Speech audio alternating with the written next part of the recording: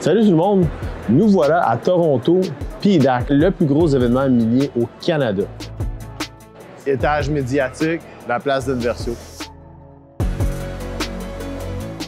Ici, on peut voir la liste de tous les gens qui sont ici au PDAC. C'est l'endroit pour connaître les scoops, savoir qu'est-ce qui s'en vient, trouver les compagnies, comme je disais, les gros noms.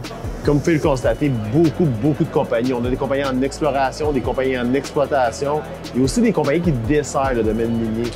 Donc, comme vous pouvez voir, c'est énormément de personnes. L'industrie minière fait vivre énormément de personnes.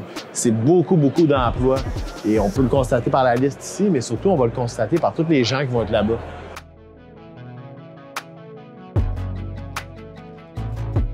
Beaucoup des bouts de pays qui encouragent le domaine minier. Le domaine minier au Canada, on retrouve le Brésil, on retrouve le Pérou, le Mexique, l'Argentine, même l'Allemagne, beaucoup de pays d'Europe, les nations, en fait, l'Union européenne qui ont un bout là-bas. Parce que quand on parle d'exploration minière aussi, on parle de création d'emplois. Le domaine minier qui est vraiment une économie circulaire, qui fait travailler énormément de monde.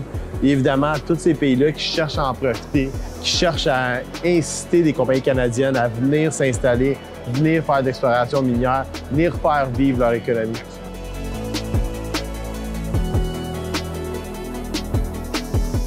Deuxième journée, super beau à Toronto ici.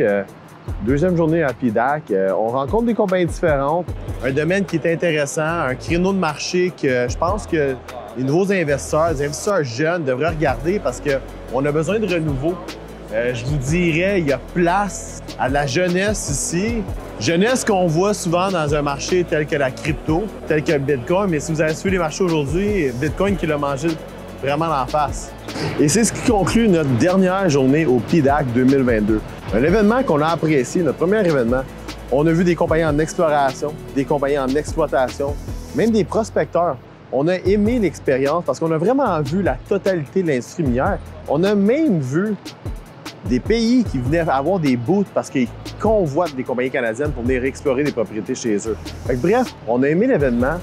On aurait aimé voir de la diversité dans l'âge des investisseurs, mais bon, bref, au moins on voit une diversité qui s'installe dans l'industrie, plus de femmes. Donc sur ça, on pense que ça va se traduire avec des investisseurs qui vont être plus jeunes, qui vont sûrement se rajouter au mix. L'industrie minière, qui est vraiment une industrie en plein essor, est vraiment un endroit qui, d'après moi, mérite notre attention. Sur ça, on va se voir l'an prochain.